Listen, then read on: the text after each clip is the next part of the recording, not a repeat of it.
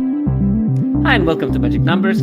This is episode number 151, and today we're getting into the early dive into Tarkir Dragonstorm 17Lands.com data. We're going to look at what is powerful early in the format, what has maybe what we overestimated, what we underestimated, which cards are important, how does the balance of the format look like, and all kinds of stuff like that.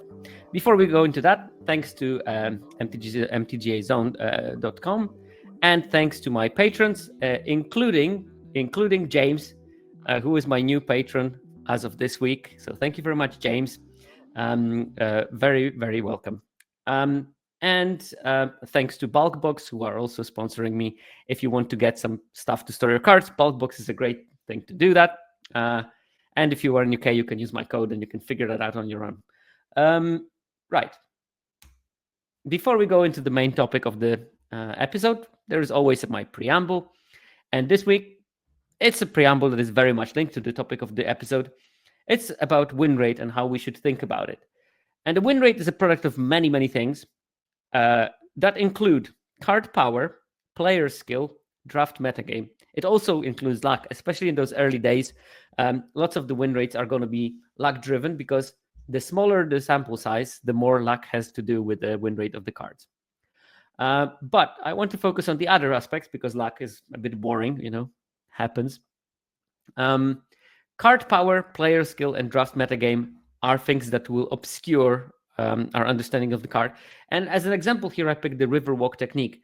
The 4 mana instant, and you can choose one. You can put target create permanent on top or bottom of the library of the opponent most of the time. Or you can counter target non-creature spell. So like very expensive negate or regularly priced, put something on top or bottom. And this card has a very high win rate in the early days, quite surprisingly to many, including me. And I was thinking about that card, and there is some things that we need to keep in mind. That, yes, part of the good win rate is that the card is powerful. It aligns well with the format. I started playing it, and it does really nice things. Spending 4 mana to counter your opponent's 6 mana draw spell that also fogs you is a neat thing. But there are also other things that happen. First of all, there's the player skill.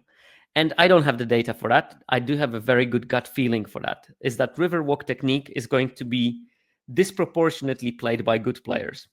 And this will increase the win rate. If you start playing with this card and you think that it doesn't work for you that great, it might be that you're just not 100% ready to play with the card. And it will happen with cards especially like that. It's a modal card and it's an instant interaction in a color that is complicated to play in general. So, so for example, when do you cast it? Do you wait for something? Do you play it proactively? Do you counter that spell, or do you keep the Riverwalk technique for something later? All those decisions are going to impact the game, and a very experienced player with high win rate is going to make those decisions optimally much more frequently than a player who's just beginning to play Magic. Because early in the format, this card is mainly played by those more experienced players, because they are the ones that figured out a long time ago that 4 mana, return something to the top of the library is a good card. That will naturally increase the win rate because the sample size that uses Riverwalk technique is very different from the generic sample size. If you have a 2 mana, a good 2/2 most players will put that in their deck. It's a good 2-drop. You just play a good 2-drops. Riverwalk technique is not an obvious card to put in your deck. You need some experience. And because of that, for example, as I said, I don't have numbers for this card particularly. For example, if the average win rate for the format is 55.5 for the 17Lands user, for Riverwalk technique, it might be 58. And if the average win rate of the players that play Riverwalk technique is 58, very different player groups that are playing this card compared to the generic population. And of course, this will have an impact on the card's win rate. So the card win rate will be elevated by who is playing it.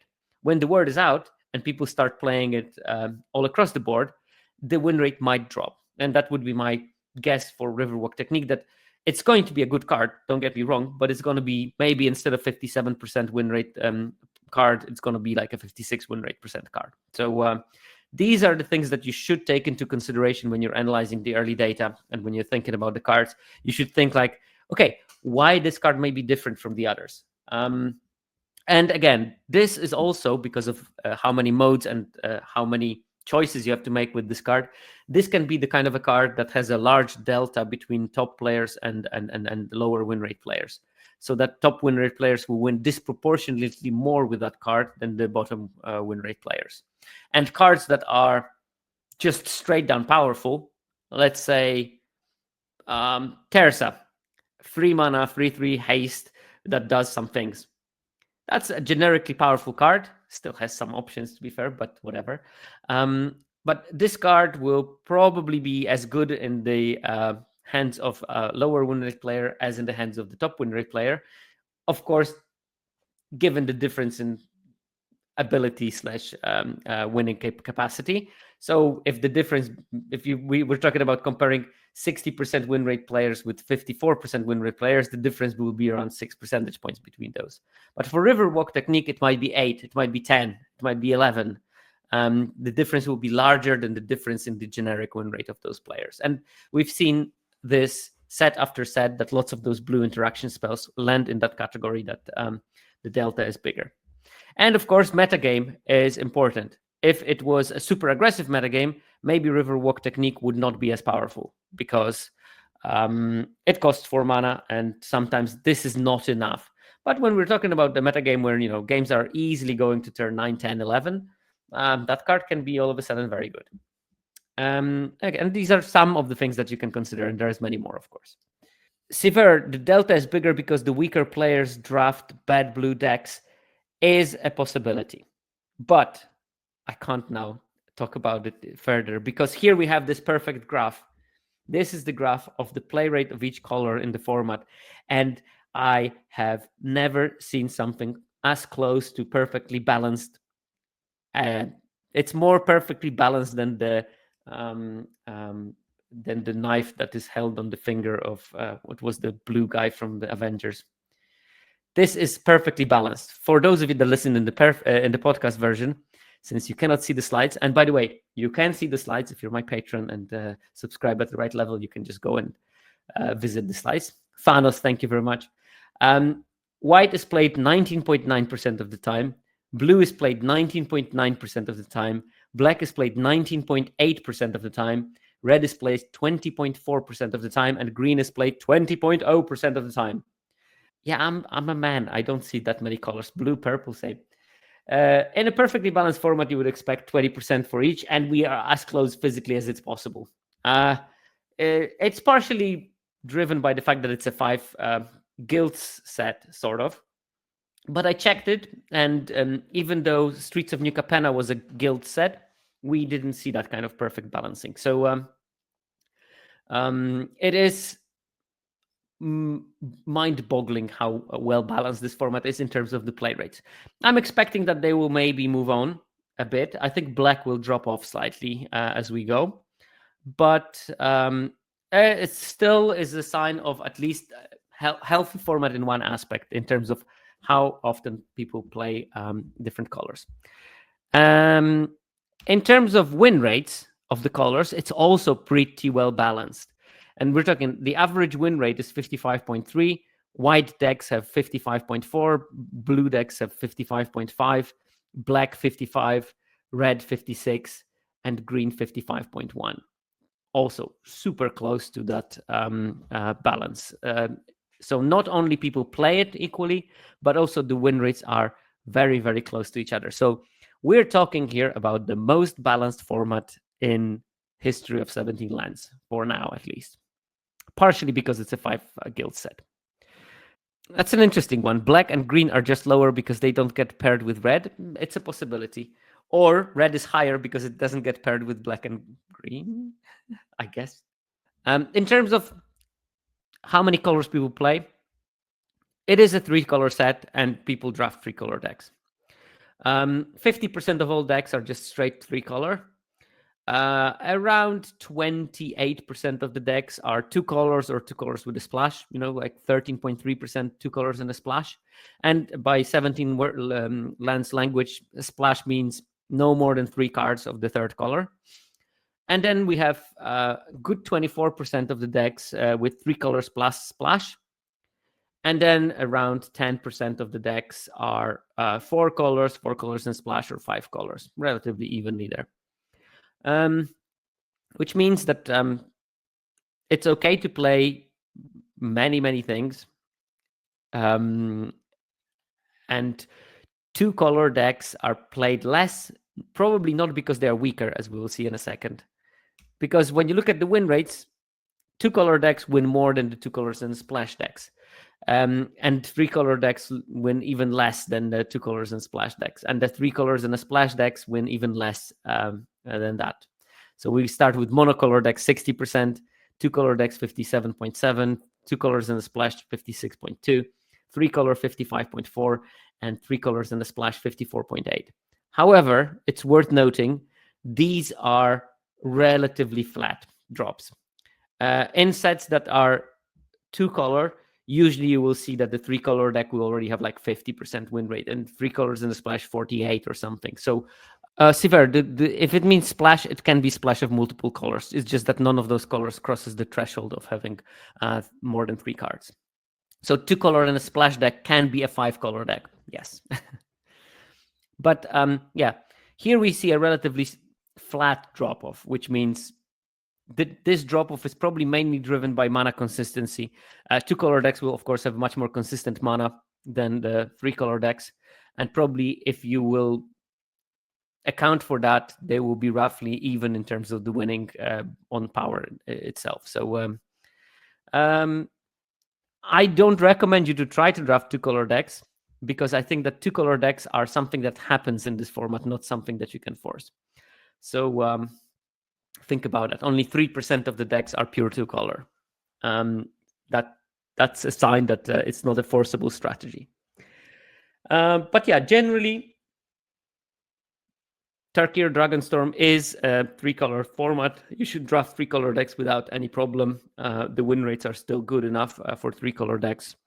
And it is something that is relatively easy to do, while drafting 2 color deck is probably something that depends on the table. And in some tables, you will be capable of doing that, but not in all. And it's going to be few that allow you for true 2 color deck to be powerful. In terms of the color combinations popularity, here we also have a relatively well balanced set. Taking account for the fact that 2 color combinations are much less likely to come together than 3 color combinations, I have the 5 most common 3 color and 5 most common 2 color combinations, which are, of course, the wedges and the enemy colors. Timur is played 18% of the time, Mardu 18% of the time, Sultai 18% of the time, Jeskai 14.6%, and Abzan 14%. So relatively close. The difference between Abzan and Timur is roughly 4 percentage points. And then we have Boros at 5.6, Simic at 3.7, Orzhov at 3.6, Golgari at 2.9, and Izzet at 1.9. Here there is a bit more of an imbalance. Boros is the most drafted 2 color combination, and I think that Boros is the most viable 2 color combination. It also is the 2 color combination with the highest win rate. And talking about the win rate, in terms of play rate, it's well balanced. And in terms of the win rate, it's very well aligned with how often people draft given color combination and how much does it win. So Timur and Mardu are winning 56% on average. These are the 2 most popular. Then Sultai and Jeskai are around 55. Sultai is drafted at the same level as Timur and Mardu, and Jeskai is drafted significantly lower, which makes me think that maybe slightly underdrafted Jeskai decks. And Abzan is 53.6, and it's drafted the least, and it has the lowest win rate. And then we have a separate kind of ranking where Boros has 58.4% win rate. That's the most drafted 2 color combination. Simic 56.6, Orzhov 55.9, Golgari 55.5, and Izzet 55.1. And these are the next ones. So basically, it's perfectly the top drafted 2 color pair is the most winning one. The least drafted 2 color pair is the least winning one. And all of them in between are corresponding to their popularity rank with their win rate rank, which is 17 Lands users do a good job of identifying what is good in the format, and they draft accordingly, and they adjust their preferences accordingly. With the sort of general part of the data analysis out of the way, we can focus on individual cards because we have enough data right now to look at least at some win rates. And keep in mind, I prepared a presentation yesterday evening. Maybe there was a slight update of the data. So if something doesn't match with 17Lands data, it's because I couldn't have done this presentation today. I just didn't have time during the day, and I prepared it the day in advance. And yesterday I couldn't present it because my family went on a trip, and then they came back later, and I had to be on call when they came. And eventually they appeared gracefully at 10:30, and I said, okay, I'm not recording at 11. I'm going to be knackered. But today we have yesterday's data, but it still should be good enough. Okay, so for each color, I picked the best bombs, and this time bomb is defined as a rare or a mythic rare card with a win rate of above 61%. Then we have top commons and top uncommons for each color. And after that, we're going to go to the 3 color combinations and talk about some specifics of those 3 color combinations. So first, white bombs. There is 3 of them: Elspeth and Sage of Disguise. These are like bombs plus. These are the cards with like 65, 66% win rate. Elspeth, Planeswalker with like a bunch of abilities, doubles the tokens that you make, makes tokens, puts counters on every creature you control and gives them flying, and is also a removal on a stick. It's a brilliant card. Just pick it first and then play with it. Sage of Disguise may not look as spectacular as Elspeth on the first look. It's a 3-drop, 2/3 lifelinker with flying, but when you cast this spell, if you've cast another spell this turn before, you copy it. So you get 2/3 flying lifelinkers. And this is amazing. So this card is almost the same win rate as Elspeth. So if you think that it's good but maybe not amazing, no, it's amazing, and you should pick it. And as third bomb, we have Voice of Victory that just pips that 61% win rate level. That's a 2-drop 1/3 with Mobilize 2, and your opponents cannot cast spells during your turn, which it's amazing how much relief it gives you when you're on your turn and there's Voice of Victory on the table, and you know that you're not going to be blown out by some stupid combat trick. All 3 of those cards are absurd, but Sage and Elspeth are really, really absurd in terms of how much they can win. I mean, think of it.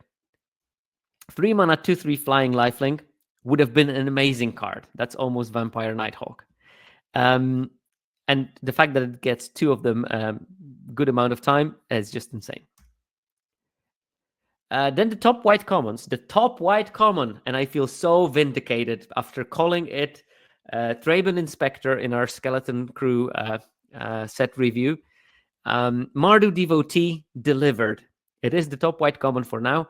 1 mana, 1/2 that scries 2 on ATB, and it can fix mana for Mardu. So you pay 1 color, 1 of whatever, and you can make it into red, white, or black. I was very high on that card when it was spoiled. I think that scry 2 on turn 1 is brilliant. It doesn't give you the card, but it allows you to plan your turns well. It's also because of the scry good late in the game. The body is okay. It's not amazing, but for 1 mana, what do you expect? In some decks, it's also going to enable double spelling because fitting and 1-drop somewhere there. Like imagine turn 4, you play Mardu Devotee into Sage of Disguise. Happy times ensue. And you also have preparations for how to defend your Sages of Disguise in the later turns, or how to continue with your aggression because of the scry trigger. So yeah, Mardu Devotee, great card, and I feel super happy that I predicted that it will happen. And there's been some controversy. Some people were very much, oh, that's a bad card. And some people were like, oh no, that card is amazing. And I'm glad I was in the amazing camp. Don't get me wrong, it's not a bomb, but it's a very, very good common. Number 2 is Salt Road Pack Beast, 6-drop, 4/3. But it costs 1 less for each creature you control and draws a card on ATB. That card, with a good curve out, Mardu Devotee, turn 1, Forest Kinguard, which is our number 3 common. On turn 2, you can cast the turn 3 Salt Road Pack Beast, and you have a 4/3 card, draw a card for 3 mana. which is amazing. But even if you cast it like for 4, even 5, it's still quite decent. The body is relevant. 3 toughness is a bit of a problem, but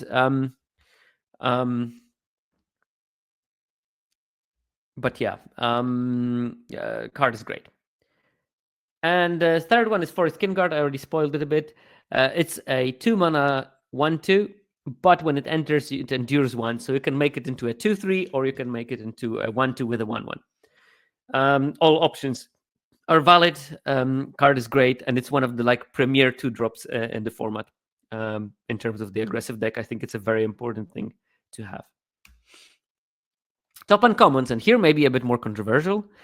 There's a bunch of like powerful looking uncommons. There is the 5 mana Oblivion Ring with flash that costs less for attacking creatures. There's a couple of others, but actually the top white uncommon as of yesterday was the Descendant of the Storms, 1 mana 2/1, and whenever it attacks, you may pay 1 and a white, and if you do, it endures 1. So make a 1/1 or make it into a 3/2. And yeah, card looks pretty solid. This is exactly the thing that you want in your aggressive decks, because especially in Boros decks, because in Boros decks you don't have to play that many tap lands. Descendant on turn 1 will often hit for 2 at least, or hit 2 times at least, and then you can start churning out bodies or making it bigger. By turn 4, when you attack with a 5/4.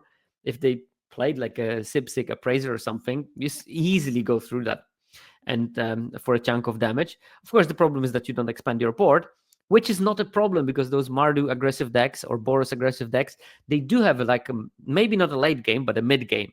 So if you skip playing cards from your hand for the sake of making Descendant of the Storms bigger or making your board wider, you can then later dump all your hand at a certain stage and take over the game, because going wide is one of the themes of the set that I think are the most successful. The number 2 is the Teeming Dragonstorm, another card that was super high in the previous season, and again vindicated. And that was not that very hard. 4 mana, you make 2/2 creatures, and importantly, as with every Dragonstorm, whenever you play a dragon, or whenever dragon enters, even, which is better because you don't need to cast it, you can trigger it from other sources, you bounce it back to your hand, and you can replay it, and you can get more 2/2s. As I said, going wide is one of the themes of the set, and Teeming Dragonstorm fits exactly in that. Plus, in some Jeskai builds, it's a great thing when you have multiple dragons. And I also played it in a Timur deck when I had a bunch of dragons, and I just splashed Teeming Dragonstorm. Splashing a 4th color is not a big problem, especially when it's as powerful as the Teeming Dragonstorm is. And yesterday I was watching the top tables of the event in Denver. Lots of people had Teeming Dragonstorm on those top tables because the card is so powerful. Ooh. There, I punched my microphone. And the third one is Rally the Monastery, 4 mana for a modal spell, but it can cost 2 mana less if you cast it as a second, third, or further spell in your on that particular turn. And you have 3 very good options that also do very different things, which is always a good sign, and the win rate confirms that it is a good sign in this case. You can make 2 1/1 monk creatures with prowess, or you can give +2/+2 to each of the up to 2 creatures, or you can destroy target creature with power 4 or greater. All of those modes are great, and you will sort of know which mode is great to use when. I've seen it cast yesterday. I think LSV played it to give +2/+2 to things, to make things survive combat and push the damage. In some games, I'm sure that it's used as a very, very good removal. And sometimes just flashing in a couple of monks and then next turn playing a couple of spells, you create quite a formidable army with that. In terms of blue, the bombs are not as obvious. And, keep in mind, I'm looking here at the monocolored cards. Monocolored cards are not the focus of the set. I'm giving them because I think it's important to know what those monocolored important cards are, because they are the ones that are going to give you direction in draft. But this is not a monocolored set. There's so many multicolored spells, and you will see that a lot of power is located in those cards. So monocolored cards that are powerful are particularly important in those kind of sets, because these don't come often and are going to be important in giving you direction in draft. Bombs in blue, there's only one card that qualified in my criteria. There were a couple of cards that were quite close, but didn't cross my arbitrary threshold. And I always set the threshold and I don't budge of it.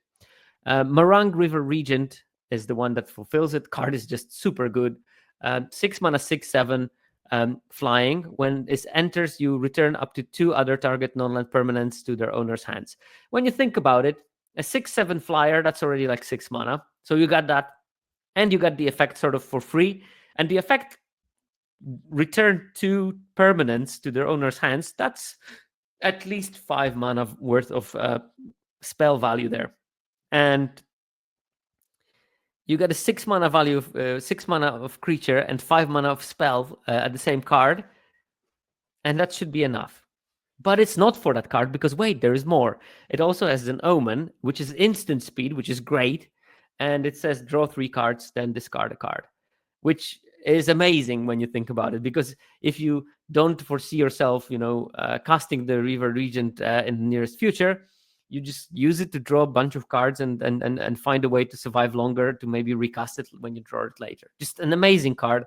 I think that this might be like a constructed great card. I think that those, tap out Azorius control decks were playing like the whale from Wilds of Eldraine. This card looks so much better than that. Bigger body, spell part is probably better. It looks fantastic to me. And in draft, just don't think about it. It's just one of the most atrocious bombs in the format. So pick it. And yeah, as Siver says in the chat, also a dragon, which gives you some other synergies that are important. Top blue commons. And here we have the mythic common. This is one of those sets where we have a mythic common. Sipsik Appraiser, head and shoulders above anything else in terms of the win rate at common level. 3 mana, 2/1, which is not the stat line that you would consider with a bomb. But so happens that previous bombs in limited were also 2/1s for 3, like the Angel from Streets of New Capenna. When it enters, you look at the top 2 cards of your library, put one of them into your hand and the other into your graveyard. And the fact that it just puts the other card in the graveyard is just so unnecessary. It should exile those cards and you pick one and the other one stays exiled forever. Now this one just puts it in the graveyard in a set that does care about graveyard. This card is just great. Body is maybe small, but you get a card on top of that, so who cares? You will trade it still with some of the aggressive creatures. You can use it later to harmonize and get a small discount if the body is completely irrelevant. Just a great card. Second best blue common, and maybe that's a more surprising one, is the Dispelling Exhale. It is there and abouts with the best of the Exhale cycle. This one is 2 mana, counter target spell unless controller plays 2. But as all the Exhales, you can behold a dragon, so you can show a dragon from your hand, or you can have a dragon in play and show this one. If you behold a dragon with this one, counter that spell unless its controller plays 4 instead of 2. And this makes it a counter spell, a hard counter spell when you have dragons very late into the game, at least for the important spells. And that makes it just great. And it's there and abouts as the top Exhale spell in the format. And it's an achievement because those exhale spells are really, really pushed. So yeah, this card goes still pretty late. Don't sleep on it. Pick it, and you will see how amazing it is. And when I play like a slower deck, this is my 2-drop of choice. And then later in the game, I will play something for 3 mana, like Appraiser, and keep 2 mana up, and I feel very happy about it. Or I will cast my Globe on turn 4, ramp myself, and use the mana from the Globe to hold up the Dispelling Exhale. And forbid you have something at instant speed that you can play instead of the counter that can utilize all this mana, and you were in the golden spot. And Riverwalk Technique, the card that we discussed at length in the preamble, is the 3rd blue common. As I said, I'm expecting that the win rate of this card is going to start dropping as more and more players adapted, because part of its high win rate early was in my opinion, it's a good working hypothesis based on the previous sets. Top players play that card way more than the lower win rate players. That inflated the win rate a bit. Uncommons, a bit of a surprise here. Roiling Dragonstorm is the top blue uncommon, with a win rate of over 60%, which is really good. That's close to my bomb definition. This card, again, I was super high on it. I think this is also a very good 2-drop because, okay, it doesn't impact the board, but it builds a perfect situation for you later in the game, especially when you have impactful like 3-drops. I really like it in Timur decks when I have the Timur hybrid 2-Brit card, the Tony back, because casting Roiling Dragonstorm on turn 2 is increasing greatly my odds of casting the Tony back on turn 3. And yes, I didn't play a 2-drop, but my 3-drop is a 4/3 that also loots a card. I played a couple of Roiling Dragonstorms in my deck just yesterday, and I was happy to play 18 Lands and a Wildling because I knew that I can always discard things to the Dragonstorm. I finished my games with like 2 cards in the library quite routinely. And the deck was almost perfect. It missed a couple of top-end big threats. I was just unlucky opening bombs, but give me a couple of those 6/5 Vigilance Dragons in this deck, and I would be absolutely guaranteed to trophy with it. Second best blue uncommon is the Wingblade Disciple. This card, on the other hand, I'm bragging all about the cards that I've been right about. This one, I thought, oh, that's going to be trash. It doesn't look big enough, and there are dragons everywhere, so the 1/1 flyers don't do that much. Turns out I was very wrong. Card is still doing very well. Wingblade Disciple, 3-mana Winddrake, but Winddrake that has an option of when you cast your second spell each turn, create a 1/1 white bird creature token with flying. So, you cast it on turn 5, cast something else, get a 1/1, happy times. You cast it on turn 3, turn 4, you can cast 2 spells. Boom, you have a 1/1 flyer. Lots of options with this one, and it performs well. I was absolutely wrong about it. It's better than it looked to me. So, and the last one from blue is Fresh Start. Again, this is the card that some of you might not have on the radar as that good a card. Everyone will say, okay, that's pretty decent. It's 2 mana for a flash enchant creature. Enchanted creature gets -5/-0 and loses all abilities. And 2 things that are very important on this one: flash and loses all abilities. Some cards in this set are having amazing abilities, and making them lose it is completely nullifying it. And yes, the fact that it leaves behind a blocker is a bit annoying, but it's a really, really close card in terms of its power to Unable to Scream from Duskmourn. And we all remember how good Unable to Scream in Duskmourn was. I was lower on that card as well. I was not low on it. I was lower than the numbers indicate on this card, because I thought 2 mana is a big difference, and the fact that I can make like an 0/5 creature is still a problem because it blocks my things very well. But still, it's good. You remove flying from things, and they cannot block your flyers, for example. So there's like lots of uses for that one. Black bombs, we have 2 of them. They are just above the 61% threshold. Quartzy Revenant, 1 black for a 3/3 flying Death Touch lifelink, and it has Renew for 2 black. You can exile this card from your graveyard, and you can put a flying counter, a Death Touch counter, and a lifelink counter on target creature.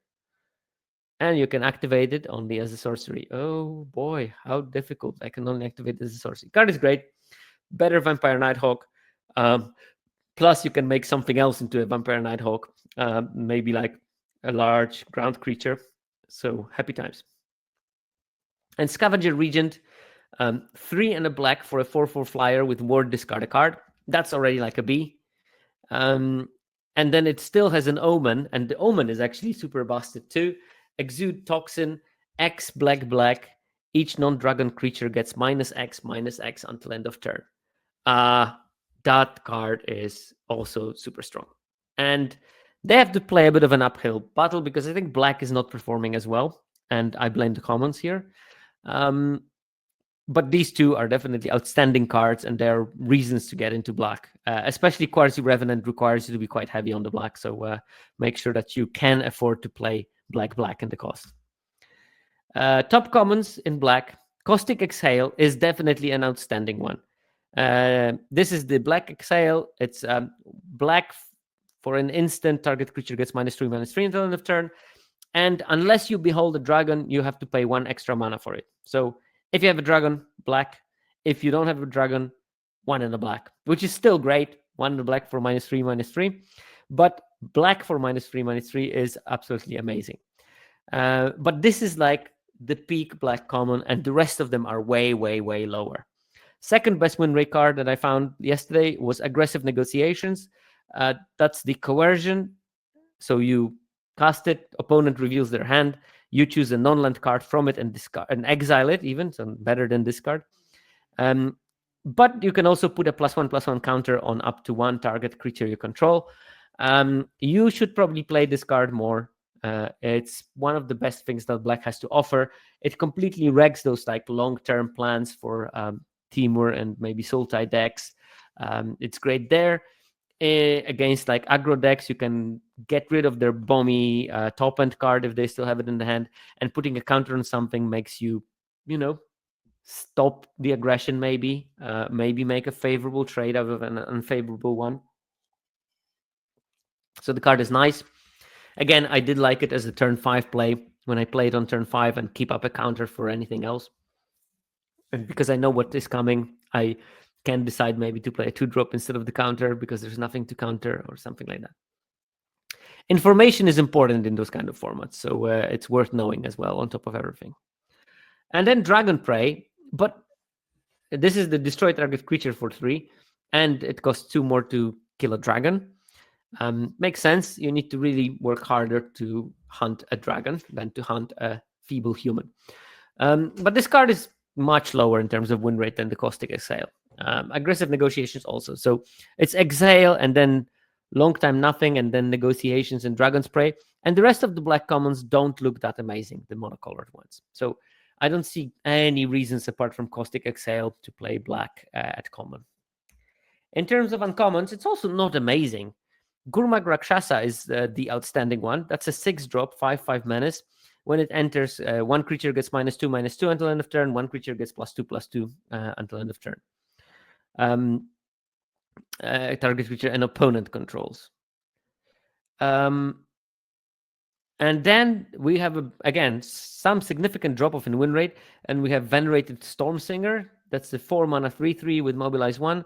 And when this creature or another creature you control dies, each opponent loses life and you gain life. And Whale of War, which is similar win rate to Venerated Stormsinger. But here we're talking about like 56% win rate or something like that.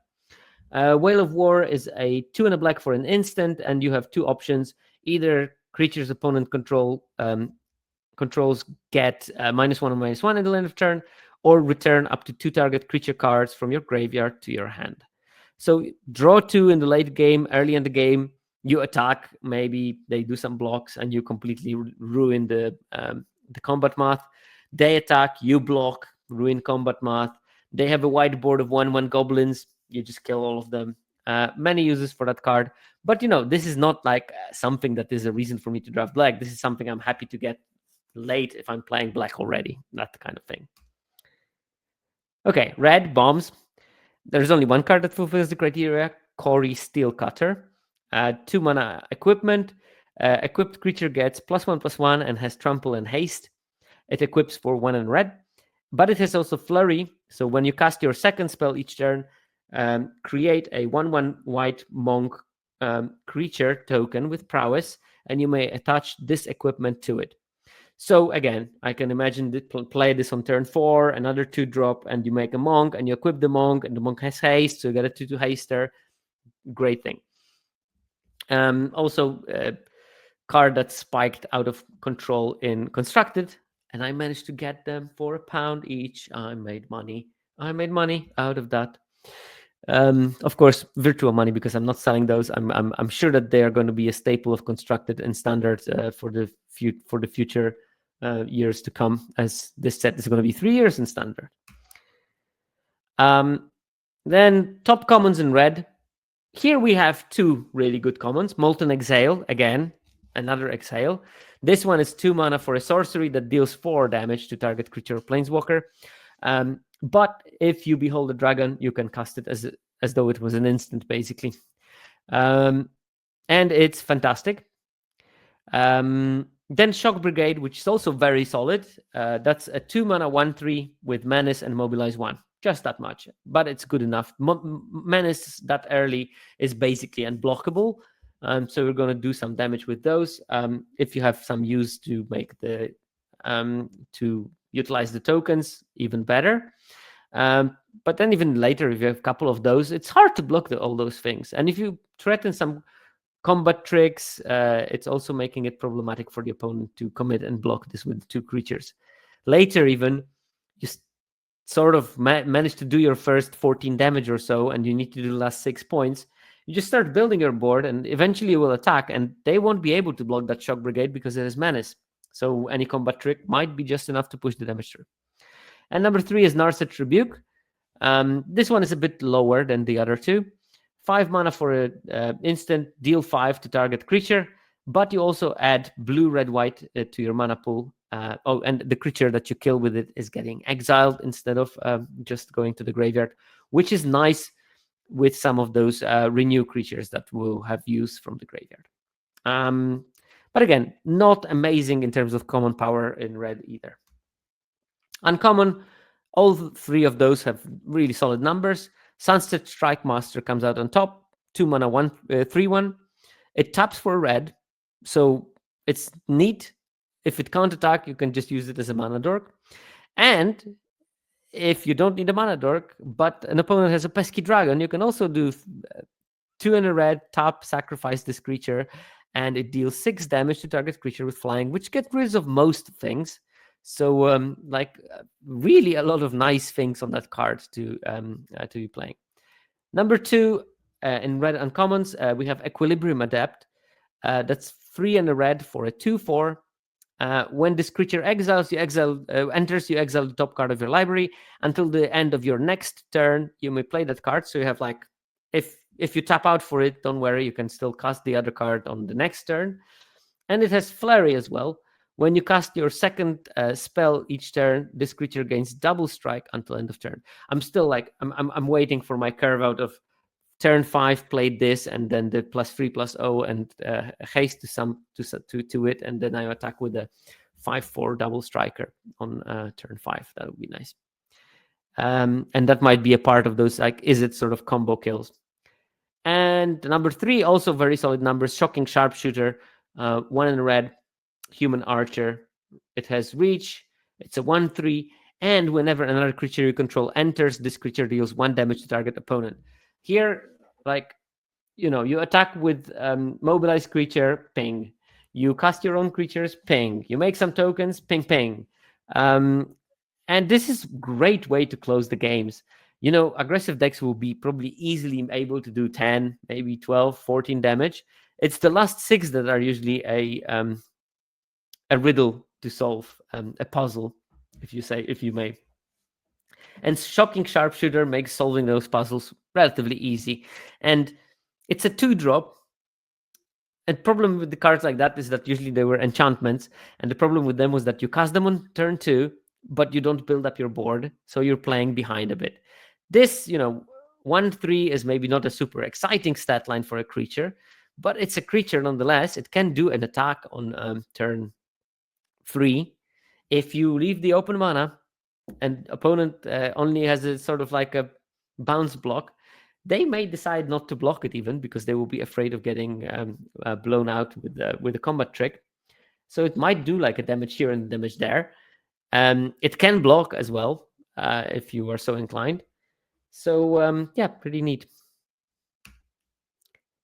In terms of green, our last color here, there's only one card that qualified as the bomb, Warden of the Grove. 2 and a green for a Hydra. It's a 2/2, but at the end of your end step, you put a +1/+1 counter on this creature every turn. And then when another creature you control enters, it endures X, where X is the number of counters on this creature. And X can be 0. So yesterday in the Spotlight series, someone was playing, they had a Warden of the Grove with no counters on it. and they cast the armament dragon, the dragon that puts 3+1/+1 counters distributed as you please, and they stuck the trigger that they put the counters on the warden first, and then the X ability was resolving afterwards, and there were 3 counters on the warden already, and then armament dragon made an additional 3/3 out of the deal, which was sweet. Then we have the top green commons. Top one, maybe surprising to some of you, Einok Wayfarer. And this is, again, I had this discussion in my Discord, which, by the way, you're cordially welcome to join if you like what I'm doing. There's a bunch of friendly people there, and we look at each other's draft logs and stuff like that. So maybe worth visiting my Discord if you, no, don't worry. I don't have that kind of stuff as commands and everything. I'm fully amateur. There should be somewhere in the description in my channel that I have a Discord, and there is a link to it, which hopefully works. But I'm not giving it easy to the people that follow me. They need to do a bit of work because I'm trusting that my audience is capable of doing that. There you go. I had a discussion about Einok Wayfarer in the Discord. Someone that was disappointed that it milled their bomb 3 times. And this is something that is very typical for players as they are on the curve of learning limited. The hatred of milling good things with the Einok Wayfarer. Like, if you play this card and you mill like a land and 2 medium spells, or maybe like even a harmonized spell and something medium, no one is really like jumping from joy. Yes, I'm 3 cards closer to my bomb, because we don't get that kind of a joy. However, if you mill that bomb and say, oh no, I milled my bomb with the Einok Wayfarer, it's absolutely rubbish. Well, the fact is that if you have a bomb in your deck, Einok Wayfarer is 8% likely to mill your bomb. So 8 times and 100 times it mills, the bomb will go to the graveyard. So that means that 92 times out of the 100, it digs you closer to your bombs, which is great. And it's, of course, random. People get too attached to what they see. My strong advice is just ignore the cards that you're milling. Don't think about them. It's just a random thing. It will happen differently in different games. The fact is that this is a 2-mana 1/1 that gets you a land. Not missing land drops is absolutely essential in this format. That makes it great. And if you miss, oh boy, you have a 2-mana 2/2. It's not amazing, but it's not terrible. The 1/1 body is not great, but if you're playing cards like the Dragonstorm's Relic, the 2-mana mana rock that needs a creature to be tapped for activating it, Einok Wayfarer is insane with that card. So yeah, turn 3, turn 2 Wayfarer, turn 3 the Dragonstorm Relic, and you still have mana up for an exhale, or for a counter spell, or which is also an exhale, or for some interaction, which probably also is an exhale. Which is a great deal, because even though you only contributed a 1/1 to the board, you are in control of that game. And then further on, you can start dropping like 5 drops on turn 4. And yes, Timber Tunnel, you can easily play the recursion spells in your deck as a preference. However, I warn you that the 2 recursion spells in this format that are the most obvious one, the 4-mana green one and the blue-green instant speed regrowth, are not performing particularly well. So just a word of warning about that they don't work great. However, they might not work great because people put them in decks that don't contain the Wayfarers in large abundance. And if you have 3 Wayfarers, maybe those cards become better. So I'm not going to fall into a trap of analyzing the card's power based on generic win rate, especially from early days when people don't know what they're putting into their decks. But yeah, just don't worry about it. It's just psychological discomfort is not a reason not to play a card. It's a reason to fight with your psychological discomfort. Second best green common, Piercing Exhale. yet another exile that does well. 2 mana instant. It's a bite spell, but if you behold a dragon, you surveil 2, which is nice. And again, you need to make sure that your deck is equipped to play this thing. Early in the game, it will not be a good removal. It's not like, Molten Exhale in red. It is something that will kill those early creatures when your opponent is attacking you. For Piercing Exhale to be usable early, you need like the green Devotee that has Death Touch, or you need to play things like the Timur Tony bag that is a 4/3 that you can cast on turn 3, and then from turn 4 your Piercing Exhale is working. But if you have the deck that can use it efficiently, it's great. And the third one, sorry, for the green commons is Saga Wildling, 5 mana 3/3 dragon with flying, and gains 3 when it enters. And it also has Roost Seek, my favorite type of green sorcery. It costs green. It's an omen. By the way, I didn't mention, but for those of you that don't know, when you cast an omen, instead of going to the graveyard, it gets shuffled back into your library. Great in Arena, but annoying on paper, but whatever. This one, green, search your library for a basic land card, put it in your hand, and then shuffle. Saga Wildling is basically a tap land in your heavy green decks that later can become a dragon, which is amazing. And I do love to play those kind of decks. Like, I have 10 forests and some dual lands and one of each basics, and world is my oyster if I have 3 of those. Unfortunately, in this format, people pick it way too highly for those streams to be a possibility. Still, if you can get multiples, your mana is very good. You just need to really make sure that you're heavy on the green. And as I said, especially untapped green sources are premium for that kind of deck. Top uncommons, and all 3 of those are good, up to great. Traveling Botanist, 2 mana, 2/3 doggo. When it becomes tapped, look at the top card of your library. If it's a land card, you may reveal it and put it into your hand. If you don't put the card in your hand, you can actually mill it into your graveyard. So yeah, you look at the top. If it's a land, just get it in your hand. If it's a non-land, if you don't like what you're seeing, you just mill it. If you like what you're seeing, just keep it. Fantastic. Botanist also does not have to attack, but has to. And even when it attacks, it does not necessarily have to trigger. I was playing against someone yesterday, and they casted Travel Preparation on the Botanist. I gave it +2/+2 and Vigilance, attacked with it, and then they were really, really sad when the trigger didn't happen because Vigilance didn't make it tap. However, you can tap it in different ways, including our number 3 best green uncommon, the Dragon Brute's Relic that I already mentioned. That requires you tapping an untapped creature you control for activation and getting 1 mana of any color. So yeah, again, turn 2 Botanist, Dragon Brute Relic, cast another 2-drop, tap the Botanist. Even if it didn't have good attacks, you get still to use the ability. Talking about Relic, I'll skip the second card. Not skip, but move it further since I started talking about it. Relic's power comes not only from the fact that it's a mana rock, but mainly from the ability to use 3 and a Wooburg, which is quite a lot when you think about it, to sacrifice this thing and create a 4/4 dragon creature that is all colors, has flying, lifelink, and when it enters, it deals 3 damage to any target. Because it has lifelink, that 3 damage will be also reflected in you gaining some life. It can go face, it can kill something, and it leaves a big dragon behind.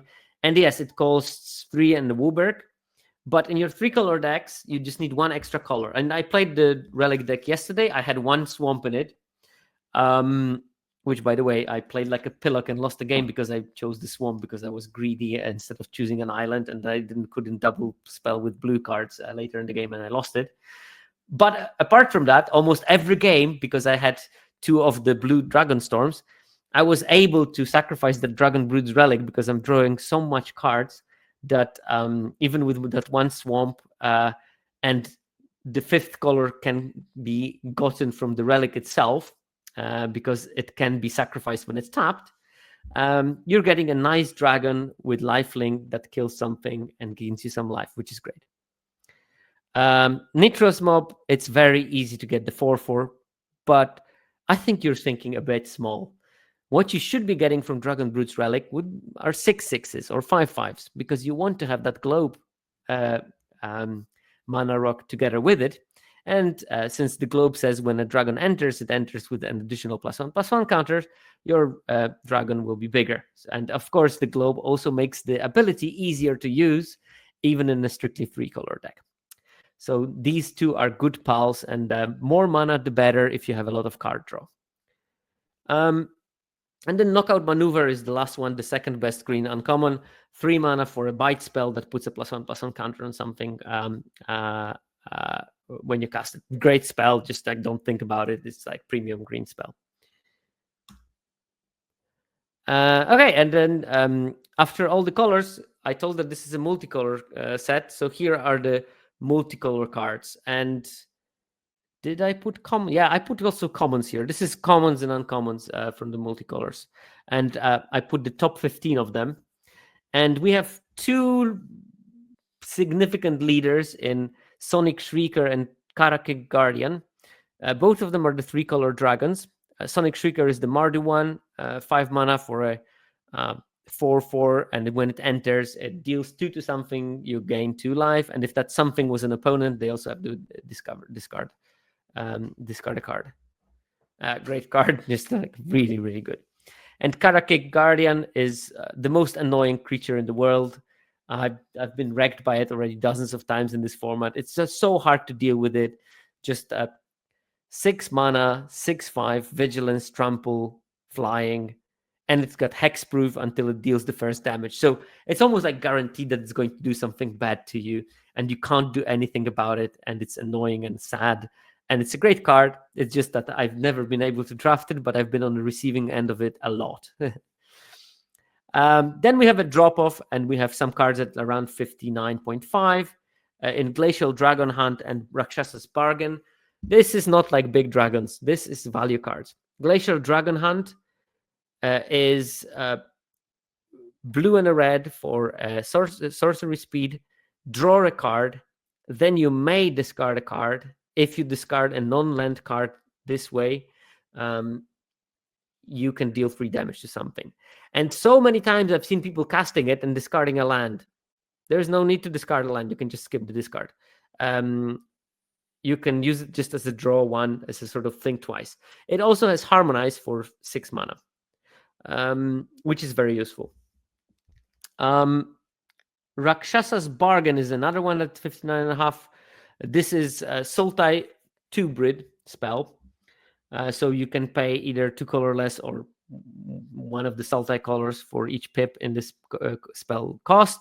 It's an instant, and it's just basically stock up, but instead of looking at 5 cards, you look at 4 cards, and you put them in the graveyard, the ones that you don't put in your hand.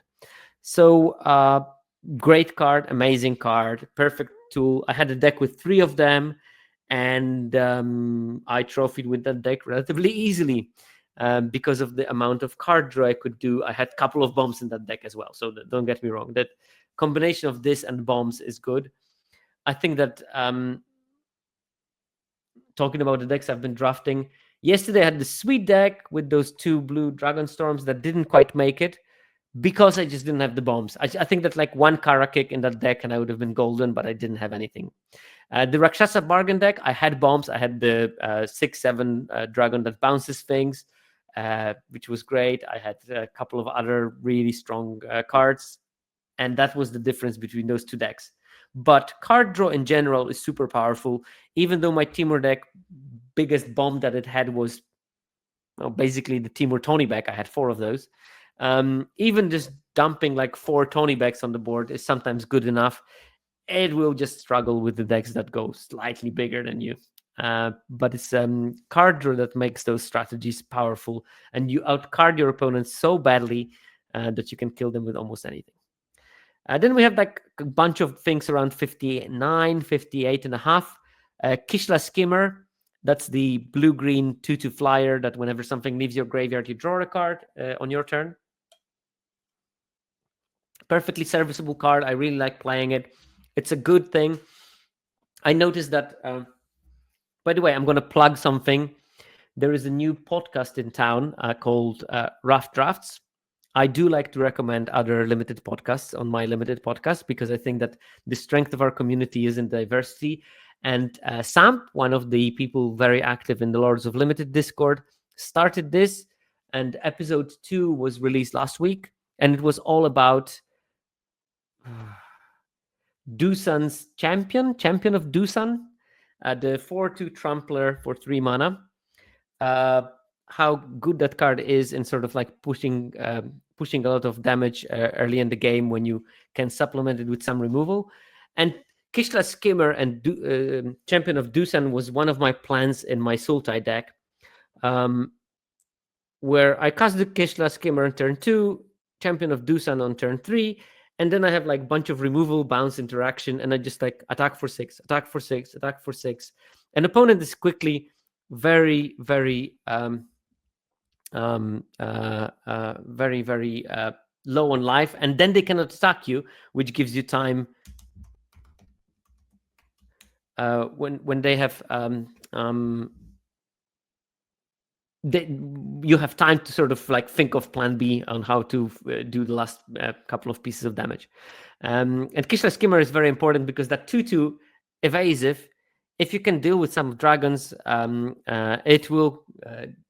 it will make some attacks that are later in the game. And also, even if it doesn't, then it will stop their dragons from attacking, because how can they attack if there's the risk of the skimmer attacking back? Not to mention, if they kill your champion of Dusan, you can put the counter on skimmer and make it a 3/3, which of course makes it even a better threat. And the card draw is something that will happen occasionally, but I don't think that you should build around it. I think one thing of note is that skimmer does work with Einok Wayfarer. This is a neat combo when you cast like your skimmer on turn 2, then turn 3 maybe something, and then turn 4 you can cast the Wayfarer, get the land in the graveyard, return it to your hand, so it activates leaving the graveyard thing, and then you can have like interaction up. Great kind of play pattern as well. Then we have a couple of Jeskai cards, Riverwheel Sweep and Jeskai Shrinekeeper. These are all like solid, 58.5 win rate. Especially Riverwheel Sweep is a very good tempo card for those kind of Boros decks with blue splashes. That's the 3 mana, 3 2-brit mana, put 3 stun, tap something, put 3 stun counters on it, and exile 2 cards from the top of your library. You can choose one of them and play it. So sort of like weird version of Sipsig Appraiser, that instead of a 2/1 just locks a creature of an opponent for 3 turns, which is an eternity in some of those decks. Timur Tonybek, really good for a common to be like there with the big boys in top 10 of the best multicolor cards of the format. That's a 4/3 that loots when it enters. The card is great. It costs Timur 2 Brit mana. Then at run 58 as well, we have Lion Weight. That's the Sultai return target creature card from your graveyard, and Lion Weight deals damage equal to that card's power to any target. Solid 2-for-1, but you really need to make sure that your deck has some kind of bigger creatures in it. Because I played it in the deck and I'm like, oh boy, I can deal maybe 2, maybe 3 damage. That's not as amazing because I cannot kill anything that is really impactful. So make sure that you have those 4 or 5 power creatures. I also played it in like a soupy deck, and I had like my big creatures were Mammoth Bellows, and Mammoth Bellows are not a creature card in your graveyard, so you cannot use it in Lion Weight. And it was like not that amazing in that. But yeah, it's still solid. Not many white cards, as someone in the chat noticed. No, that's true. Not many. But there's Quarry Mountain Stalwart at 57.6. That's a white card, a Boros card to be specific. It's a 3 mana 3/3, and Flurry is drain 2, so solid creature. Again, good way of having an alternative way of chipping in for that last damage in Boros Jeskai kind of maybe aggressive decks.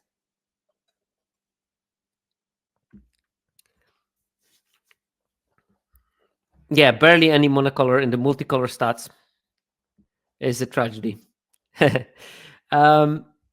Kintry Severance at 57. No, don't worry. Don't be sorry. If you provide entertainment to everyone, you should never be sorry, even though it was maybe not planned. It's hard to keep up following everything. I've been to too many conferences to have witnessed it and performed it many times. Kintry Severance also doing fine, 57% win rate. That's the Abzan spell, kill spell. Exile something with power 3 or greater, 2 or greater, 3 or greater, whatever. Yeah, solid removal spell can be played for 4 mana and is still fine. Dragon Claw Strike, similar thing. It's a Temur kill spell, doubles power and toughness of something and makes it fight something else. Frontline Rush, 56.7. That's the Boros combat trick. That can also make 2 goblins if you want. It gives +X plus X is the number of creatures. Yes, thank you very much, Timber Trail. Mana value 3 of greater for the Kintry Severance. And then Gurmag Nightwatch, maybe another one that is sort of like, I was listening to Limited Level Ups, Corticals was saying that maybe people are still sleeping on that, and I agree. That's the Sultai 2-Brit card at common. It's a 3/3, and you look at the top 3 cards of your library, and you pick one of them up to 1. So you can mill all 3 cards if you want. So 3 mana 3/3 that mills 3, or 3 mana 3/3 that mills 2 out of the 3 cards, and you can keep one of them on the top. It doesn't draw you a card, but it's a good card selection, and it fills the yard maybe with some attractive things that you want in the yard. And the last one from the top 15 is the Armament Dragon, the 3/4 dragon for 6 mana that distributes 3 counters when it enters. And I guess that this card's win rate is actually propped up not by being an Absent, but by being played in Sultai piles as a splash. Okay, and now with that out of the way, we looked at the monocolored cards particularly. Now let's look at what works in each of the color combinations. And I'm going to focus on the 3 color combinations because there was just not enough data for the 2 color combinations to have sufficient sample size numbers. Before we go into that, small plug. As I said, we had a new patron this week in James. And yeah, I would strongly advise you to support me because I know how much work I put into those seminars and how much time goes into it. And it's nice to see some recognition and get my wife's stare out of me. What are you doing with your time? You could be using it much better. I could be using it much better. I use it for Magic. It would be nice to get something back. So if you have some couple spare change lying around, please do support. It's very welcome, and it keeps me motivated to record more of those. Anyway, back to the main topic. I ordered them from the most winning one to the least winning one, because I think there's more discussion in the more winning ones than in the least winning ones, for now at least. I think this is going to change in the week 3-4 when we have to start drafting the Abzan decks more frequently. Let's start with Mardu. Best common in Mardu is Mardu Devotee. Yay! Vindication, sweet vindication at last. Card, as I said, I already talked about it, is great. So not much to brag about. 59% win rate for the common. But it's worth noting that the commons are not what makes the Mardu amazing. Rebellious Strike, which is the hidden gem I chose, is I think like 5th or 6th best winning commons in the color combination, and it only has the game in hand win rate of 56.5, which is fine, but not amazing. And it goes very late, so you can get it quite free for your deck, and it's better than you probably think. So Rebellious Strike is the card that I would recommend you putting more weight in because it performs relatively well. This is the 2 mana instant. Target creature gets +3/+0 until end of turn, and you draw a card. Really works great with those mobilized tokens. You have the 2/1 first striker on your turn that you sometimes want to cheekily attack into and lure opponent into blocking it, giving it +3/+0 is a great way. The drawing a card is just great. It's going to be also decent in some of the Jeskai tempo kind of aggressive builds. So yeah, don't sleep on that. And the trap I selected is the Riling Dawnbreaker, 5 mana dragon, 3/3, 3/4 flying vigilance. At the beginning of combat on your turn, another target creature you control gets +1/+0 until end of turn. And I think that it's only got 52.8. It did work extremely well for me when I was playing my Mardu decks, But my Mardu decks were a bit more dragon heavy. I had like 5 dragons in it. I even had the globe in it. I had a couple of the Dragonstorms in them as well. And because of that, it was good. I think that just purely if you're playing like aggressive deck that doesn't have any dragon synergies, this card is just a bit below par. Because it doesn't promote the main Mardu plan, which is going wide. While things like Rebellious Strike do, because if you drop your opponent to a low enough level, if you can make an attack with 6 creatures and they have 4 blockers, that Rebellious Strike can be a difference between winning the games and not winning the games. While Riling Dawnbreaker, not necessarily, because when you start dropping it, is the same time when the decks that your opponents are playing are starting dropping their dragons. And their dragons might be bigger, might be meaner, and your Dawnbreaker will not do enough. So yeah, this is something that I noticed in this set. First of all, is that maybe I should have started with, honestly, but I think that 17Lands data, especially the early one, is not showing you the full depth of this format. I think that this format is so much more subtle in the card power that pure win rates are not going to be a very good measure of how good the card is in your deck. You have to look at the cards that you're putting in your deck in a bit of a wider context. Yes, look at the win rate, because from there you see the just generic power level of the card, but also think that the win rates of cards are going to be lowered by being put in the wrong decks. And here, I think every color combination can have at least 2-3 different builds of it. And Riling Dawnbreaker is a trap in the canonical build of Mardu, which is like aggressive and go wide, and then the Dawnbreaker is not that amazing. Because yeah, even if you go wide and it has this ability to give +1/+0 to something, the thing that gets +1/+0 gets blocked, so it doesn't give that much of a bonus. While you want to be giving the attack bonuses to the things that are not going to be blocked, because they are the ones that are pushing damage. While in some other builds of Mardu that are more like mid-rangey, with some dragons, with some Dragonstorms, as card advantage engines, Dawnbreaker can be amazing. It's just that then you have to discard its game in hand win rate and think about, this card actually fits perfectly into my deck, because if I put a couple of more of those dragon synergies, my white Dragonstorm is going to be amazing. And I have 2 of those, and then the Dawnbreaker is a no-brainer include in that deck. So think a bit more with subtlety this set than normally. Normally, I would say that a card's individual win rate is a very, very good predictor of how good it is in a color combination. Here, not, because I think that every single 3-color combination has multiple distinct builds that will focus on different parts of the game. And this is going to be challenging, but I will try to make that analysis once we get to the late format and try to figure out what are the sub builds of each 3-color combination and what cards are making them tick, and try to sort that one out. But it's not going to happen until like week 3-4 when the data is available. In terms of the uncommons, the best Mardu uncommon is Mardu Monument. See the trend? Best common, Mardu Devotee. Best uncommon, Mardu Monument. If it has the clan name in Mardu, it's good. That's the rule. I don't make the rules. I just report them.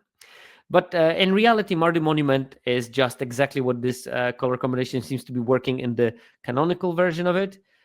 Like 2 mana, you get one of the lands that fixes you. Important because there's a lot of good 3 drops for Mardu mana. So you want to make sure that you have white, red, black on turn 3. So turn 2 Mardu Monument can be good. And then you can pay 5 mana and sacrifice it to make 3/1/1 red warrior tokens. They get menace until end of turn, and they're hasty. And this is what the deck wants. It wants to go wide and do the last pieces of damage through that.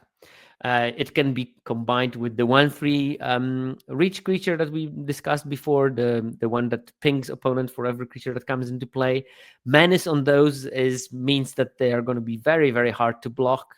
There are some other synergies that you can go on with it, like pumping the team later in the game. like having the War Monument earlier that gives +1/+0 to all your creatures that are attacking. And this makes like a really, really solid impression of what's the card's name? Midnight Mayhem from Duskmourn. Okay, it doesn't get the lifelink, but giving haste and giving the sort of unblockability to them will let you push some damage. And it has like 61.6% game and win rate, goes still criminally late. So start caring about the monuments. And the golden rule with the monuments in this format is that the more creatures they make, the better they get. Which makes Mardu Monument the best one because it makes 3 creatures, while the other ones make 2. And some of them make 1, and these are not the good ones. Hidden Gem I selected is the Descendant of Storms. Again, because that card, the 1-mana 2/1 was like sort of mid in most of the recent formats. And here it looks like it's pretty good. 59.2% is a high win rate. It goes relatively late. And as I said, it got like the 1 and a white ability when it attacks. You can put a counter on it or make a 1/1. And again, it will sort of depend on your plan, what you want to be doing. If your plan is more going tall, make it bigger. If you have this go wide kind of version of Mardu, definitely make a 1-man token because they will become bigger. And again, depending on your build, some cards are going to be varying in their power level, like the 2/1 that gets first strike on your turn that can pump the whole team for 5 mana. It's going to be so much better when your deck can go wide. And it's going to be so much worse when it doesn't. And it should be a no-brainer, but the win rate of the card is reflecting both of those styles of decks. And that's why the card doesn't have like an amazing win rate, because probably it's way too often played in decks that don't accommodate it very well. And the trap I selected is the Bonecairn Butcher. 1 red, white, black for a 4/4 demon. It has mobilized 2, and attacking creatures, tokens you control have death touch. Looks good, but the numbers are pretty bad. 4 toughness is reasonable, and I had games where that card was a real pain, but only 53.3% game and hand win rate. I think part of it is that it's been maybe picked too early by people and forces them into Mardu, and when they shouldn't be drafting Mardu, and also makes them pick this card instead of something that is maybe higher priority. I think as the format is going to continue, if the pick rate of that card is going to drop down, and it's going to be picked as a sort of like a reward that you have picked the Mardu lane, and it's relatively open, then this card is going to be much better. But when you have to dedicate like first, second pick to pick it, card is not doing that amazingly. And I'm sure that we're going to figure out why exactly it's performing that bad, because 4/4/4/4 is not terrible, and Mobilize 2 is a good ability. So I have to think of the ways why this card is underperforming. Timur, best common in Timur is Molten Exhale. This card is extremely important for those Timur decks. They makes them survive till the late game. Will often play at instant speed because Timur will naturally have a good concentration of dragons. Card is great. We talked about it before, and it is still good. Hidden Gem I selected at 59.1% game and hand win rate. Unending Whisper. Blue for a draw a card sorcery with Harmonize for 6 mana. It might look like nothing, but some things that it synergizes with, it can make a double spell. It leaves your graveyard. It is card advantage later in the game when you can tap something that is useless for you and draw a card, or just cast it for 6 mana. Who cares? And it's way overperforming. I think that 1 or 2 of those in your deck won't hurt, and that's why it gets the Hidden Gem. And the trap I selected, 54.1. Trade Route Envoy, 4 mana for a 4/3 Dog Soldier. And when you control a creature with a counter on it, you draw a card when it enters. And if you don't control a creature with a counter, well, now you have a creature with a counter because it gets a counter. So it's either a 5/4 vanilla or 4/3 draw a card. And I think the problem with it is that too often it's a 5/4 vanilla for 4 mana, which is not great. especially in the world where people are playing 3 mana 4/3 that loots. So yeah, and especially in team where it's not easy to get that creature with a counter. Most likely you're going to get it when you missed on the 1/1 mill a land trigger. But because of that, card is underperforming ever so slightly, and people take it very highly, and people play it very highly. So be careful of that card in your decks. In terms of the uncommons, Karakik Guardian is the best uncommon. 62.5% win rate, flying, vigilance, trample, 6/5 for 6 mana, hexproof until it deals damage for the first time. Just a very good card, great card, game plan of its own. Just like attack with it once, bounce it back to your hand, replay it. Very often in those Timor decks, it's going to enter as a 7/6, which is a 3-turn clock as well, because you have the globes often in those decks. Hidden gem I selected is Ureni's Rebuff. 1 and a blue for a sorcery, return target creature to its owner's hand, and it has Harmonize for 6. 60.7% game in hand win rate, which is great. This, very much like the Riverwalk Tactics, was it? Is most likely inflated by good players playing it more frequently than the rest. But still, you cannot ignore 60.7% game and hand win rate. So definitely a card to watch. Very good tempo play.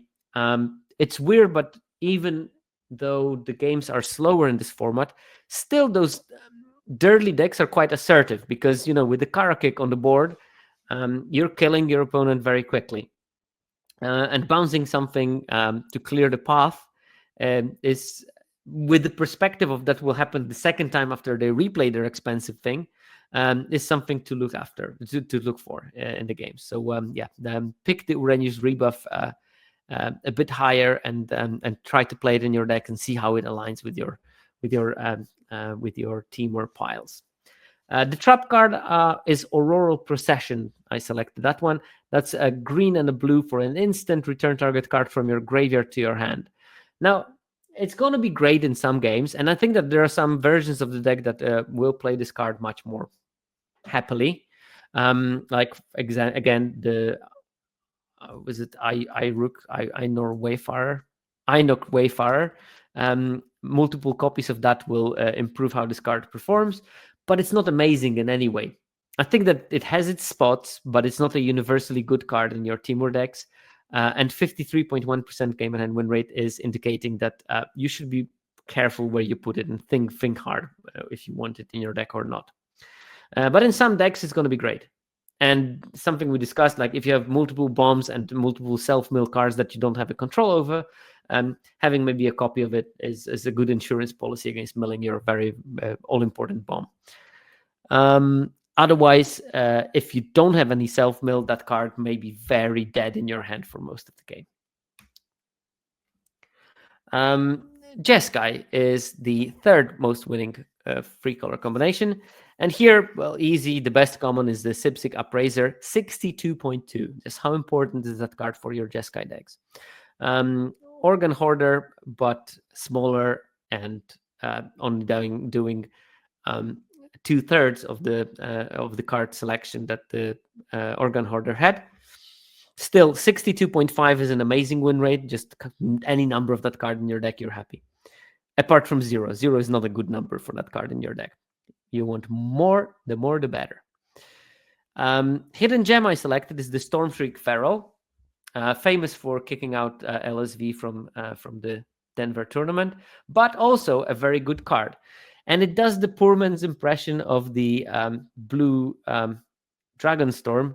When on turn 2, you can just discard whatever you don't need in your hand, maybe some kind of harmonized card that you can recast later, and then cast it to draw 2 cards and hit your lands on time, because hitting your lands on time is very important in this format, and this helps you. And later in the game, it's a sort of like a 3/3 flying haste. However, again, in the dragon builds, you will have a globe. It will often be a 4/4, which is not nothing. And 58.5% In Jeskai, yeah, you will also have dragon builds in Jeskai, but Jeskai Dragons is a great build. You have really good dragons in there. You have the white one with the omen, red omen, that is amazing. You have the Jeskai uncommon, which is really, really strong. The 3/3 flyer that gains you life and draws cards. You have all the blue ones that are good. The common one, the 6 mana vigilant, the ward things. You have 2 of the best Dragonstorms in Jeskai, the blue one and the white one. So yes, Jeskai Dragons is a real deck. And Stormfreak Feral is a very good like role player in those decks, and especially that it helps you to make sure that you hit those lands as something that's essential. Trap in the Jeskai, I found, was a Bearer of Glory. Only 52.2. That's the 2 mana 2/1. First strike on your turn and 5 mana to pump the team. It's just that most of the Jeskai decks are going to be not about going wide. I think that Boros decks with the blue splash maybe are better for the Bearer of Glory, but I think that it just gets into those decks not being on the plan. I think that lots of the Jeskai decks are going to be defensive early in the game. And Bearer of Glory is a great offensive 2-drop, but a really, really bad defensive one. And that, I think, is the problem here. So yeah, it's a trap, but think that there will be those Jeskai decks that are not about late game value and all about aggression and attacking. And there, of course, Bearer of Glory is going to be great. Because especially if the plan is going wide rather than one-shotting someone with a double strike combo creature, then Bearer of Glory is going to be amazing. Also, 5 mana, it doesn't really help let you do any flurry shenanigans if you sink 5 mana into pumping your team. In terms of the uncommons, best uncommon, Teeming Dragonstorm, but again, look, 58.7, so that's not an amazing number there. Hidden gem is Roiling Dragonstorm at 57.2. So 2 Dragonstorms I selected as cards of note, and this is like an indication of this Dragon Jeskai deck that I'm talking about. Now, not every Jeskai deck is going to be a dragon deck, but there exists a build, and be vigilant about it and try to check it out. And I played one and it was sweet. I went like 4-3, so it was not a perfect success, but I did miss on like some important things, like I didn't have enough interaction, for example, there. Or I was just not drawing it, okay? A trap I found was Constrictor Sage. 4 and a blue for a 4/4. When it enters, tap target creature and put a stun counter on it. And it has to renew for 2 and a blue, and you can exile it from a graveyard, and then you can stun something. This is like looking like a top end for the Jeskai Tempo deck, but it's doing pretty badly with 51.9% game and hand win rate. And I don't know why. This card looks solid to me on all the fundamentals. I had problems playing against it as well, but somehow it just doesn't really align well with the format and doesn't work for other people. I don't know why exactly. Maybe I'm particularly bad in playing around it or something. But I've been completely decimated by 2 of those from my opponents. We're coming straight from Ether Drift, when the 5 mana 4/4 that sort of did a similar thing was the superstar of the format. But yeah, I can't explain why it's not doing well. And I think it's a good card. So I would suggest that try it and think why it's so bad and how to make it good, because I'm pretty sure that this card can be made good. But yeah, Sivar maybe has the point, is that it is not going to do much against go wide Abzan decks. And since I was playing Timur value mirrors all the time, this card becomes significantly better in those. So maybe it's a best of 3 sideboard card for you play against Timur, you put in Constrictor Sage. You play against Mardu, out of your deck in a jiffy. But yeah, I think that those numbers are a bit low, but I did flag it as a potential trap, because it's also bad to ignore that this has a low win rate and try to force it anyway. Those numbers are based on hundreds of games, thousands of games even. So it would be unwise to completely discard it as an artifact in data. Sultai, best common, Ainok Wayfarer. 59.4%. We talked about this card at length, so let's skip it. Hidden Gem, and I selected Bloodfell Caves, which is a black-red gain land at 59.2% game and hand win rate. But it's not about the Bloodfell Caves at all. It's about every single of those gain lands that touch one of the non-Sultai colors. Tranquil Cove is there, the white-blue one. The Rugged Highlands, the green-red one, also in there. All of them are in the top echelons of the common colors of the win rate at common level. That tells me that Sultai really is happy to splash cards from white and from red. And that the successful versions of Sultai decks are having either red or white in some amount in them. But the base of the deck is Sultai. And I think that this is like a way of coping maybe for a slightly lower level of black cards by supplementing certain functionalities from red or from white. Because, for example, I can imagine easily like putting the Karakig Guardian into my Sultai deck, and then I splash red to do so. I can imagine splashing Karakig Guardian and putting the Dragonbrood Relic into the deck, because adding one extra color gives me those 5 mana, the Wooburg possibility when I start cracking my my relic. So all those things come into consideration, and I think like 4 or even 5 of those gain lands were there in the top commons, and don't ignore that. I think that Sultai is secretly the 5-color deck in this format, because Timur, I think, is happy to play Timur, but Sultai probably needs supplement from something else, and it's more successful when doing so. Trap I selected is the Agent of Kotis. Whoever Kotis is, because he's not in the set, or they are not in the set. I'm assuming that Kotis is probably in some commander product, but that doesn't really help me to understand who they are because it's not in the bloody set. So someone in the chat surely knows who they are. Apart from being the Fang Keeper, according to the flavor text. Oh, is Kotis in the set? Which one is Kotis? Oh, Kotis is the 2-1 indestructible, is it? Yeah, okay. That's why I didn't register it, because I don't like that card. I think it's quite poor. However, you can make it pretty good when you go tall on it. That's I think the strategy of Kotis. I've seen LSV trying to do. I mean, he was so unlucky yesterday. I noticed. He had a tap land on turn 6, and because of that, couldn't equip the 2-1 with the +2/+2, and then exile a dragon from his graveyard to give it flying, and because of that, had 1 extra attack from a dragon, and that killed him in the end. It was so unlucky in that game. But anyway, Agent of Kotis is a not great card, despite having Renew mechanic, which is technically a Sultai thing,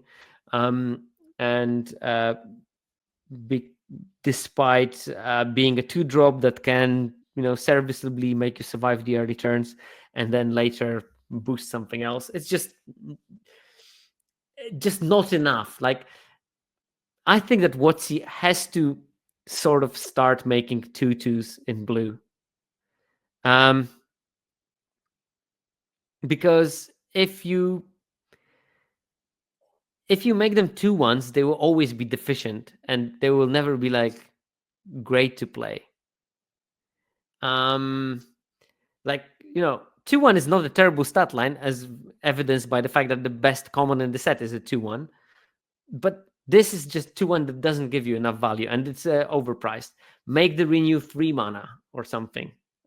4 mana is a lot to put 2+1/+1 counters, and numbers just don't support it. 52%. Arguably, that's more than Constrictor Sage and Jeskai, but still, I don't think that this is something you should be looking at. In terms of the Sultai uncommons, Disruptive Stormbrood is a 5-mana 3/3 flying that destroys artifact or enchantment at ATB, and it has a nice omen, petty revenge, destroy target creature with power 3 or less. It can destroy some really big things. Like there is the 3/6 lifelinker that it can kill, or it could destroy Cotis if it didn't have indestructible, but it does.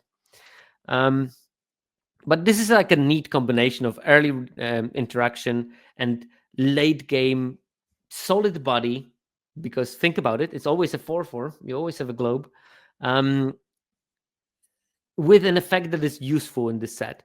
I found myself in Timur decks that I was main decking the 2-mana destroy artifact enchantment or exile something from the graveyard and draw a card, because worst case scenario cycle it, but there are so many decks that are completely reliant on enchantment removal, or there's some busted sieges that you need to kill if you want to have a shot at winning the game. And then this one card was my insurance. Well, if you're playing the Disruptive Stormbrood, this is your insurance. Because, at 5 mana, it's not super cheap, but it will get rid of that Oblivion Ring. It will get rid of that siege. It will get rid of that oppressive equipment or something. So having that as an option is pretty neat.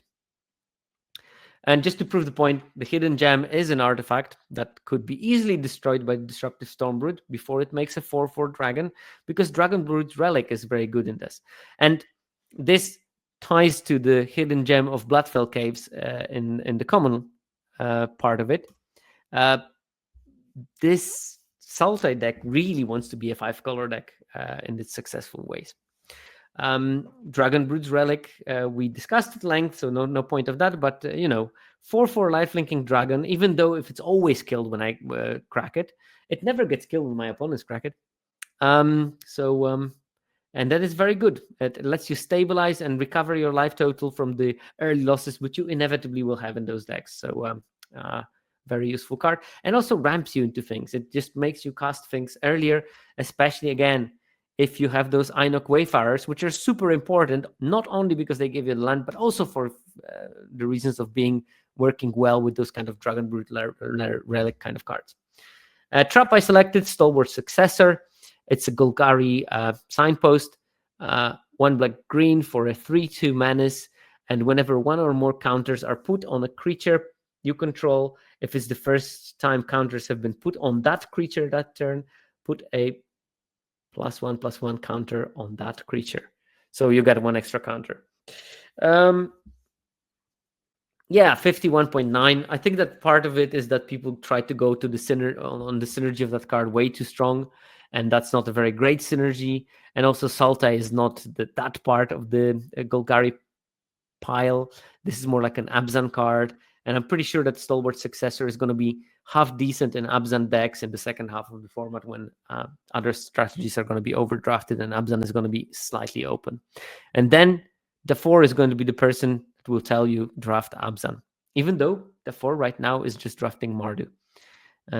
Unashamedly drafting the most powerful color combination. Okay, Abzan. We have the best common, Caustic Exile, at 57. And Hidden Gem, I left that part open because after Caustic Exile, there is a huge drop-off in the win rate, and all the other cards are just having such low win rates that I didn't bother telling that something is a gem. It's hidden, maybe, but it's hidden in the fact that other color combinations for now are way too open, and because they're way too open, Abzan cannot shine. And I'm sure that there will be time where Abzan is going to be a decent kind of deck, but it's not yet. We need for the format to slightly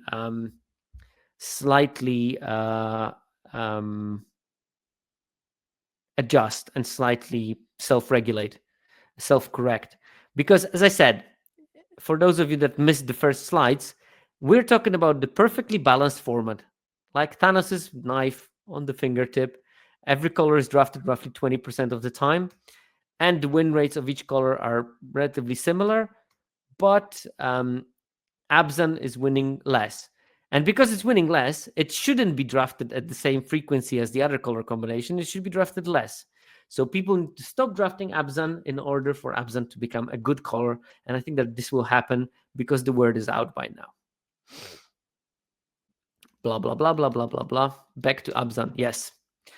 Trap I selected is an Abzan card, the Reputable Merchant, the Abzan 2-Brit card. It's a 2/2. When it enters or dies, you put a +1/+1 counter on target creature you control. I think that this card to be good needed to be a 2/3, realistically. 52.7 is not terrible, but people are playing it way too much in those Abzan decks because probably it's very easy to get. And yes, I also think it's a turtle. It should be a turtle, but it's not a turtle. It could untap the blue turtle if you play them together in some kind of a weird Abzan meets blue color combination. But yeah, card is just not good enough. It goes too much on the synergies that you shouldn't be focusing on. You should be playing value piles, and probably Abzan is the color that for now I would only go into Abzan based on some kind of busted rares.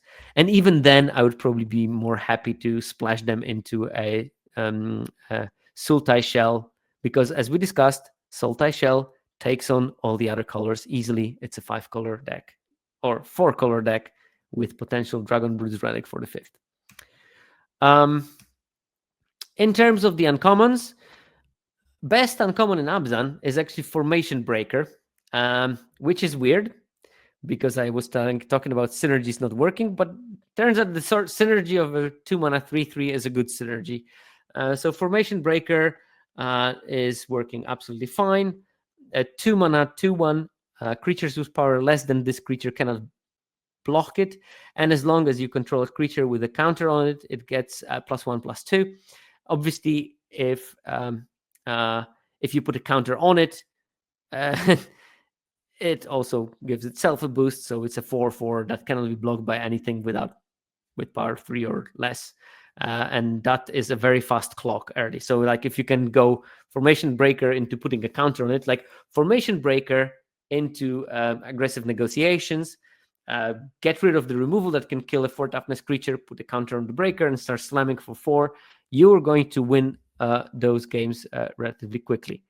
I see the numbers, and the numbers are good. So thanks, Just Lola Man, for the raid. Just Lola Man, if you don't know, if I ever struggle with gameplay in the format, gameplay is this very tough part where you can't really get it from the podcast. There are podcasts that focus on the gameplay, and there are some that do it very decently, like Core the Calls does it very decently, but it's still not the same thing. If I'm struggling with the game, I just stop playing and I go to Just Lola Man's streams, because I think that for gameplay, my two main sources is Just Lola, where I watch and look at how Luca, that's his name, is navigating the games.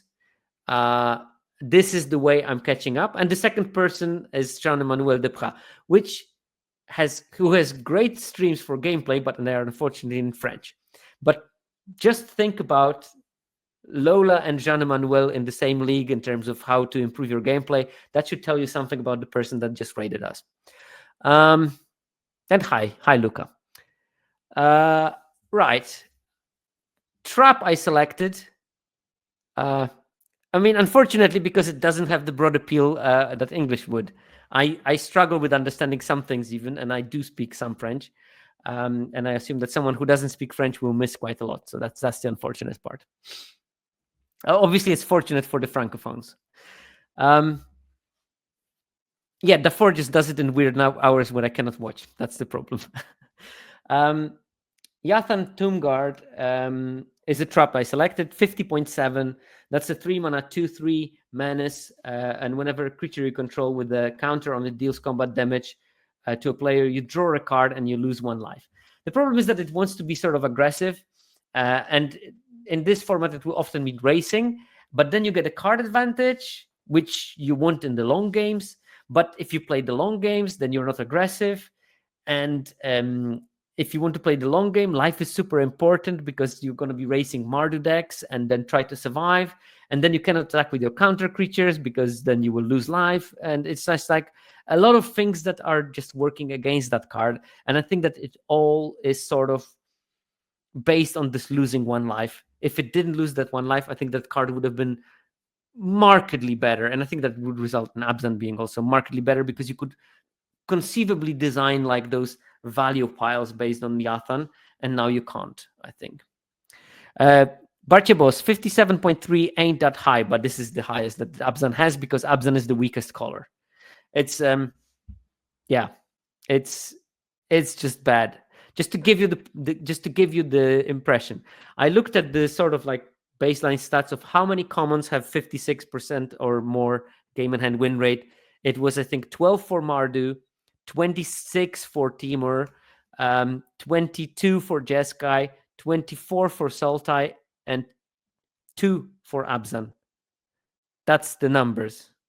We have a Mardu devotee skeptics in the chat. It's a great common. It's the best common. It's a great common. It's the Draven Inspector that we all wanted. As I said in the review of the set, Draven Inspector, and it sort of panned out because it's got 1 percentage point lower win rate than the Draven Inspector. Okay, and that covers the colors. My last slide is about fixing, and I think that I left the most important slide for the last, to the Raiders especially. This shows you, this shows you the order of fixing that people are picking right now and how likely you are to wield them when you have them in the pack that you opened. So there is a clear order of how people pick the different types of fixing, and like the ones that go the latest are the allied gain lands. People understood very quickly allied gain lands are much worse than enemy gain lands. If you look at how they are picked, they're clearly two different separate categories. If you open an allied gain land, let's say the blue-white one, there's like good 45% chance that it will wheel. Monuments are still picked way too late. These are amazing cards and should be picked much higher than they are right now, but they are not. So use it for your own advantage. Right now, a monument, if you open it, you get like good 37% of wheeling it. Now, keep in mind, not all monuments are made equal. I would say the Jeskai Mardu and Timur ones are and Sultai ones are great. Timur one is okay, and Abzan one is crap. Also because it makes you play Abzan. But also it's the least consistent one in terms of what it provides. The order is the more creatures it makes, the better it gets. So the best one is the Mardu one, then there's Jeskai, then there is Sultai, then there's Timur that only makes one creature, and then there is the Abzan that makes one bad creature. Then you have the enemy gain lands. Again, people figured out that enemy gain lands are important. So if you get blue-red one, for example, you have only 28% chance of wheeling it. But that means that you're going to get it like a significant amount of time. You're going to get it like pick 6, pick 7 still. So yeah, that's fine. Evolving Wilds are picked way higher than the gain lands. And in my opinion, erroneously, I think that enemy gain lands are better than Evolving Wilds in this format. And definitely monuments are better than Evolving Wilds. But people pick Evo Wilds because they fit every deck. And, it's also like easy to pick it like, oh, there's nothing really for my deck in the pack. I'm just going to pick Evolving Wilds. How bad can it be? I think that Evolving Wilds are better if you were playing multiple colors, like 5, because then they can fix you for that one land that you need for the particular color. But in 3 colors, they are significantly weaker. You'd rather have monuments all day, and enemy gain lands also. And tri-lands are the most highly picked by the 17Lands users.